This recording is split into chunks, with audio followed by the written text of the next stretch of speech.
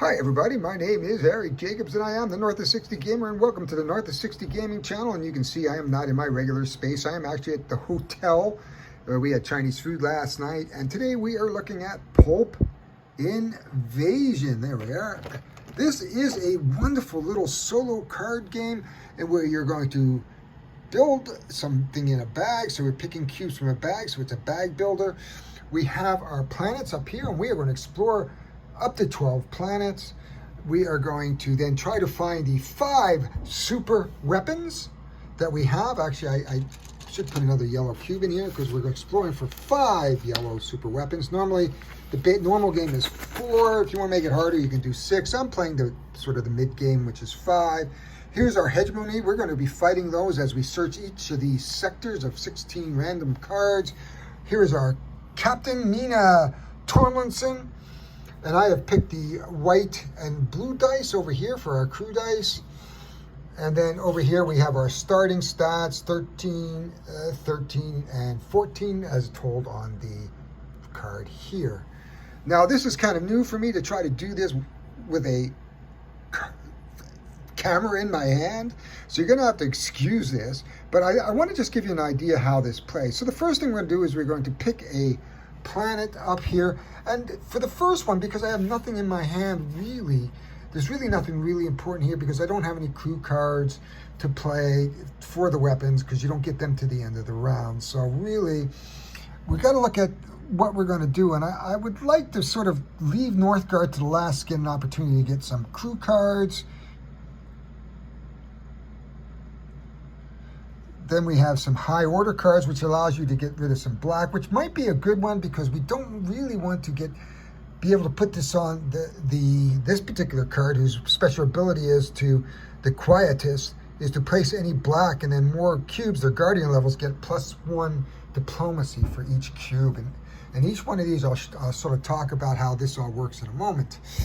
So let's take Gideon's and the special power course, each in your hand in this planet search. We're going to remove 1 white cube from the bag. This cube is removed from the game. So actually what I'm going to do, white is false leads. So anything that gets white out of there. So let's go with the high guard to start, or this particular planet, which basically says if for each star looks like cosmic in your hand, discard. So we're going to put that over here. And the first thing we're going to do is take 4 of our cards and we're going to put them out from right to left. We have bias. 0 up here is the engagement. This means I really have to evade it. I can't engage because it says 0 value. And then we have our terraforming moon. And I believe this is a location card. So this is actually going to come out and go under our planet. And it's going to adjust our play. We're going to pick out the 3rd card, which is a Corpus of Yun. So this is another one that's going to have to be evaded. So we're not doing very, very well right at the moment. Well, I don't know. It's hard to say. And then a robot card. He's big kick-ass, and he likes to drone things. He's an autonomous drone. If you evade during the encounter, you may reroll a captain's system die.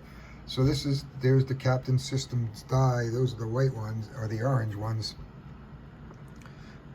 And it says you may reroll. We don't need to reroll anything. But so let's take a look at what we have here first. So we have to encounter from right to left. We put it out from left to right. So there is no planet card here, but it is going to cost us 4 diplomacy. But there's no planet card here. There's no reason to spend 4 of anything on this card because without the planet cards, that's the draw.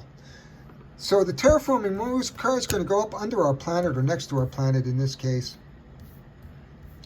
Oh, and I forgot one thing. We have to add the cubes to the bag. So there's a red cube, a science cube, another red cube, a blue cube, and another science cube. And that's another, looks like a red cube. Combat, 2 combats, a diplomacy, a science, and another combat. So 3 combats all together. So we're just going to go over to here. We have 1, 2, and 3. We have a blue and a science, which is actually hard to tell really, but it is orange. And this should be an orange cube, not a yellow cube. So there, because science is orange. Okay, so there we are. We have 5 cubes altogether that will go into our bag. Whoop. Here's our bag. We'll give that a bit of a shake. And I'm only going to go give you this play this game very, very quickly to give you enough flavor. So what we're going to do is encounter the KISS card. I have no reason to record it. In fact, it's going to cost me 4 diplomacy to encounter this card. I'd much rather take my chance at this point. Because it doesn't have a planet, I'm just going to take one of my choice, which I'm going to put down as a blue, because we have a blue dice to help. And the way it works now is I'm going to take 2 cubes at random. That doesn't count. So we're going to lose 1 red. And a black. Anytime I pick a black cube up, it's going to go there. And an orange. There we go. So we have now, and these just go back into the bag. And we'll shake that up. So we didn't encounter it, we evaded it. Now we're going to have to evade this one as well. And it says, for each diplomacy abilities points you spend, draw a card off the Cosmic Alliance encounter deck. Place these cards in any order back on the top or the bottom of the Cosmic Hegemony's Aliens draw deck.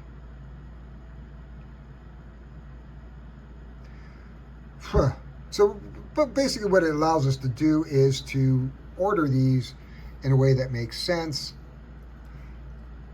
So we're going to put this one over here now. And that stays in play until it gets removed by the next one. So basically it's going to give me +1 to combat, +1 to engineering, engage strength, and engage strength for blue and orange. So that really kind of sucks. We do want to actually, we can't really engage either of these cards. We have to avoid them. I don't think I want to spend any cards at this early state. I don't think there's a need to this early on. So again, I'm going to have to decide, make a hard decision on spending a diplomacy and pulling 2 out of the bag.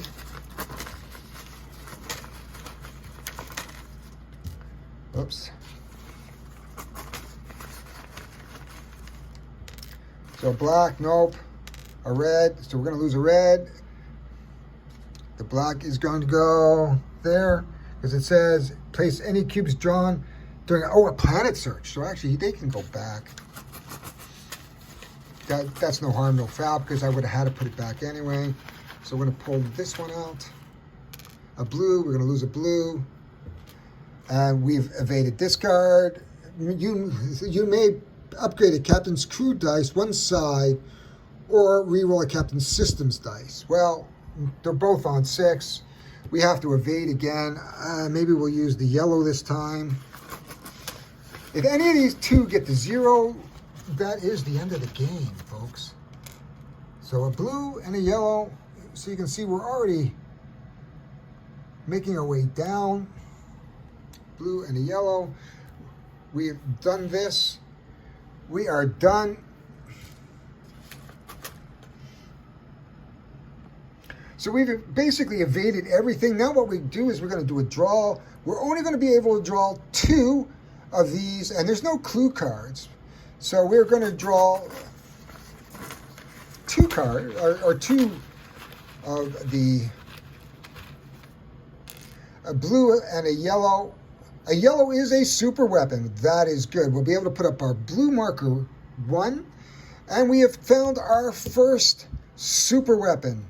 So we're going to take our super weapon, and we have the multiphasic disruptor. Understanding the super weapon with any combination of 3 combat, science, or diplomacy cubes, and ignore any cosmic hegemony and vessel actions in the currently controlled next sector. So right now we've only found it. We don't understand it. If we understand it, by paying the cost, which is those 3 combat, science, or diplomacy in any combination, we will be able to make use of this as a extra action, which will allow me to ignore any cosmic hegemony, aliens, or vessel actions in the currently controlled next sector. So in other words, if I pulled a black and how to put it over here, I could ignore that if I understood this, but I don't understand it as of yet. What happens then is I just pick up these cards. We'll put them over here. We will choose 4 more cards and continue on until we find all 5 super weapons. Whether we engage them or not, it doesn't really matter. It is just for fun. At this point, we don't have to worry about the draw. So when we're drawing, we'll be able to start to understand these, because we won't be able to use all of these at that point. So anyway, folks, that is it. That is Pulp Fiction in 11 minutes. That's enough of the rules to get you started and playing. This is an excellent game. I just got the Kickstarter for X2, which is the 2nd expansion. So please have a look at it. If you can find it. I think this is along the lines of Pulp Detective. I just like the Pulp artwork, as you can see. I've played this a few times. It's one of those games, when you play solo games like this, winning is not an option. Well, you hope it's an option, but it doesn't generally happen that way. I'm just going to turn it over. I don't know if you can see my face here, but my name is Harry Jacobs. I am the North of 60 Gamer, and I thank you for viewing today. We are on vacation. I am headed to Greece tomorrow at 11 o'clock. We've got more games to go. In fact, I'm going to do a video of all the games I have in my bag in a little bit. Thanks very much for watching. See you all